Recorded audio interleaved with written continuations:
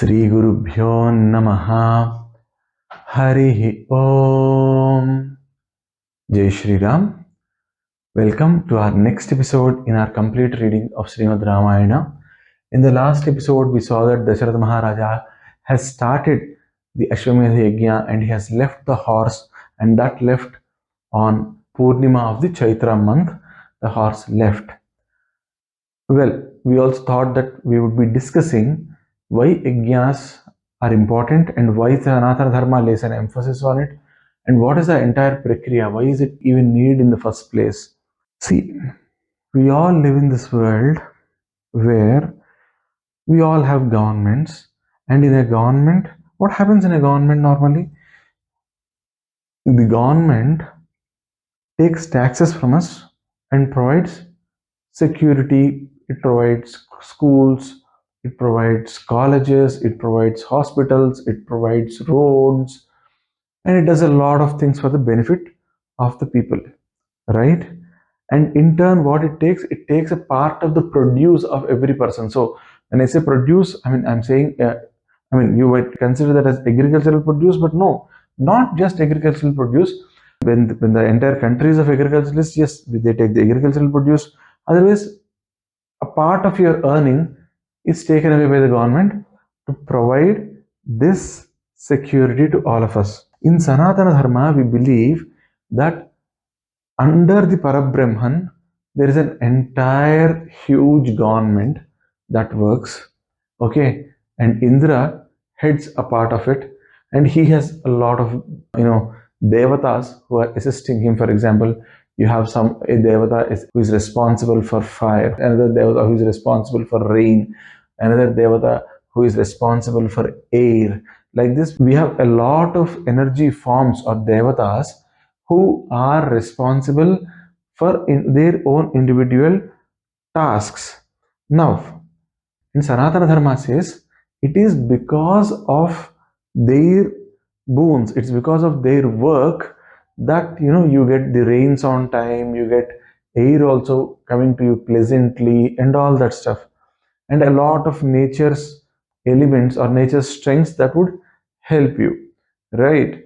So Hinduism says, or Sanatana Dharma says, now, as a token of your love, as a token of your gratitude, you do this yajna. See, for example, there is this rain god whose job is to give you proper rains at a proper time.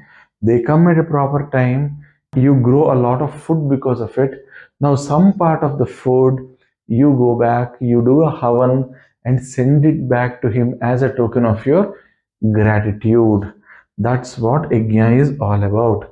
So in yajna, what do? In yajna, we consider that the agni, the celestial agni, that is you put the fire, right? So the celestial agni, that agni is also called as havyavahana. Havyavahana is the person who takes the havya, which is put in the fire, and he takes it and he gives it to all the devatas.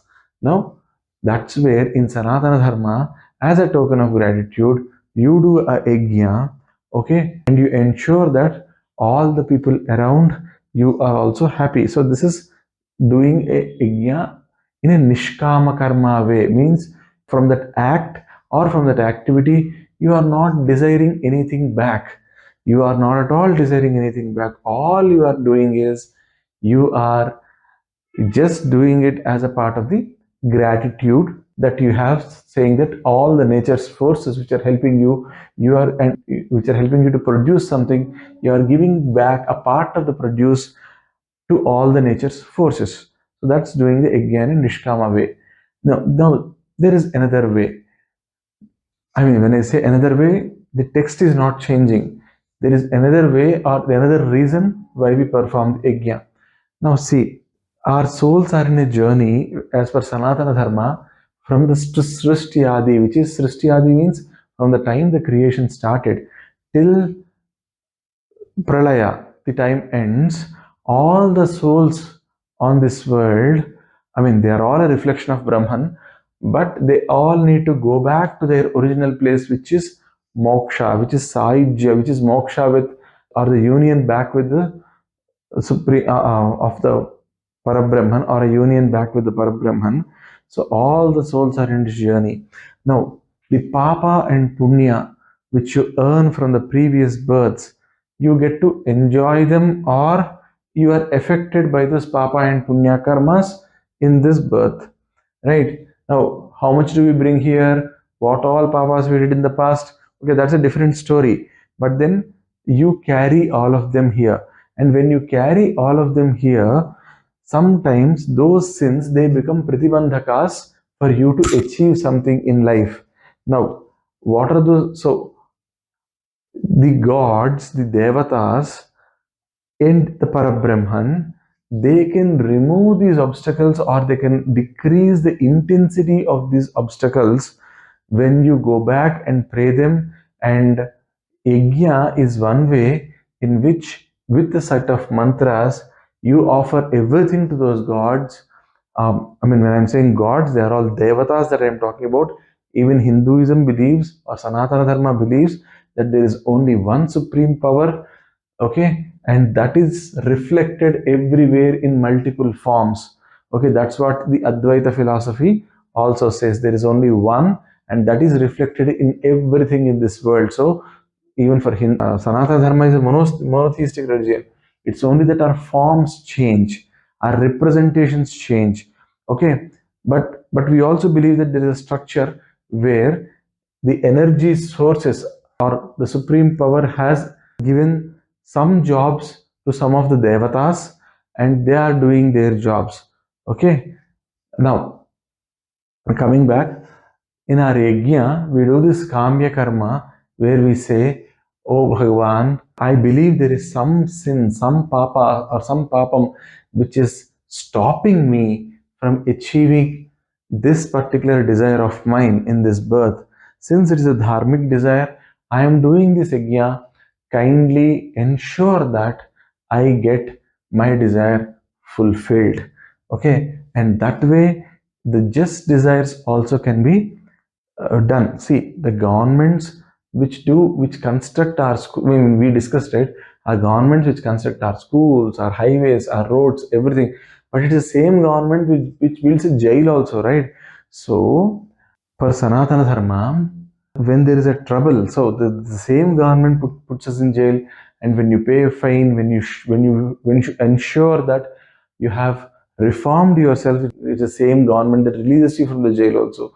It's the same government that punishes you, it's the same government that rewards us.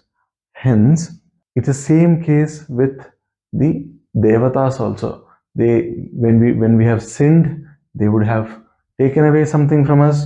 When we pray them sincerely, that comes back, and yajna is a means of doing this. So in Sanatana Dharma, that's why we say we are in debt to three people. First is the Deva Runa, because it's Bhagavan, the entire creation is all in the control of the Bhagavan. So it is Deva Runa, so or the debt to the God. So how do we pay back it on a daily basis? By doing some puja, some sadhana, and reading the celestial text and all. But predominantly puja is the way, or doing a yajna is the way in which you can pay back your Devaruna. Now, sometimes you might say, I don't get time, or I am not aware. At least contribute to the puja. Contribute, if there is a huge puja going on in some temple, or even there's a temple construction going on. You can give 1,000 rupees to it. Please give 1,000 rupees. You can say, okay, you say, no, I can only contribute 10 rupees. That's what is my living that I am having. I can only contribute 10 rupees. Contribute that to a temple under construction, contribute that to a puja that's happening. You might say, okay, I don't even have that much, but I have a lot of flowers in my house. Go give those flowers to the god. All these are your ways of handling Devaruna. Now, after Devaruna, we have Pitru Runa. What is Pitru Runa? See, if our parents thought that we will not give birth to kids, do you think we would have in here in this world? No, it's because our parents thought that no, we'll have a child, we'll have a son, we'll have a daughter, and we'll sign up for the 20-year project of bringing them up. That's why we are. It's our parents who nurtured us when we are young, It's our parents who first taught us what is right, what is wrong. It's our parents who have protected us at least till we are 15 in our lives, right? So the second runa or the second debt we have is for the elders. Now, how do you get out of this Pitru runa? Is when you also have children. Now, Dasharatha Maharaja's desire is extremely justified because he is trying to come out of this Pitru runa. Okay, so that's why it is extremely justified for him, and he is taking the route of a yagna to come out of this Pitru runa. So there is some sin that he would have committed in one of the past lives that is blocking him from having a child. Now Dasharatha Maharaja is performing this yajna to satisfy the devatas and to ensure that that sin is removed, and he has kids. So that's the Pitru Runa. And okay, because we are talking about runas, I'll try to complete a third runa also, so that everyone who is listening can do their little bit of effort, in getting out of these runas. Okay, so we have talked about Deva Runa, we have talked about Pitru Runa.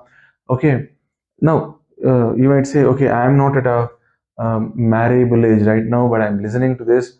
Okay, now till then, if I want to do, if I really want to thank back my parents, what do I do? There is something called as Pitru Yagna, which you can do on a daily basis. What is a Pitru Yagna? Pitru Yagna is, if I mean, when your parents are alive, spend 10-15 minutes every day, do something which makes them happy, talk to them, create the best of the best relationship with them. Don't take, I'm not asking you to spend or sacrifice too much of your time. 10 minutes, 15 minutes at the max.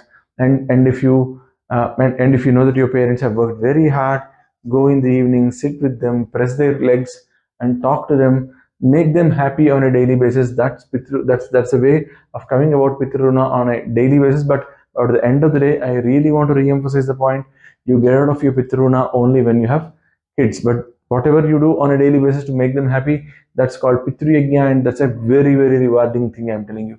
Okay. Now, when you have children, it's not just that the parents that you come out of the runa own, not just from the parents, but also from the forefathers. So that's about Pitru Runa. Now, third one is Rishi Runa. So it was our rishis who wrote all these mantras. Okay, now this yajna, how do you do yajna? How do you please the gods? How do you, for example, somebody might say, okay, I can't do yajna on a daily basis. Then there was some stotra that was given to them. Somebody says, okay, I can't read Sanskrit, so I can't even finish the stotra and all. For them, there was something else that was given. They said, okay, just recite these two lines or just have these qualities. So all these things were brought out by rishis. Okay, even the Ramayana that we are reading now is also written by a rishi. So we are all indebted to our rishis just by being born. So how do we come out of the Rishirina? Read whatever they have told on a daily basis, or at least listen to whatever they have told on a daily basis. And if God has gifted you with good communication skills, spend a minute or two every day, or spend an hour every week, and tell about the books that have been written by them. And talk when you talk to your friends, tell about the great things that the rishis have done. And doing all this, you come out of Rishi Rina, or the depth of the rishis. Okay, so see, one yajna, it can get you, can be used when you do it as a nishkama karma. You can do it to ensure that all the people around the place are happy. You can show your gratitude towards people. Second, you can come out of the runas. Okay, when I'm saying that when you can come out of the runas, I'm saying you can do a kamya karma, where you want to get something and there is some papa which is stopping you from achieving it, from getting it. Then you can use, again, you can go with the yajna so that that papa can be removed. Okay, that papa can be removed and the sin can be removed and you can be happy. Okay, so yajnas help us in multiple ways. Okay, and there are multiple ways. In Bhagavad Gita, also Lord Krishna talks about different types of yajnas also. Okay, and when we say yajna, yaga, it's something that is very, very close to Sanatana Dharma. I don't think any other dharma, any other religion in this world has this concept of yajna. and this is a great concept which can really help us come out of it. And sometimes the planetary movements in your life, they also can impact a lot of things, right?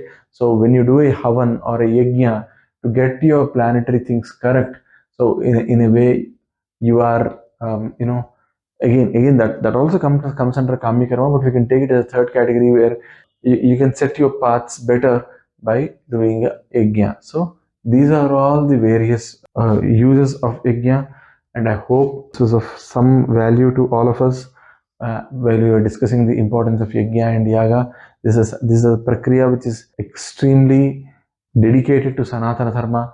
So I wish everyone that at least participate in an yajna in your life, or if you know that there is some yajna happening somewhere, just go, just see, just feel, because wherever a yajna is happening, they say all devatas come there.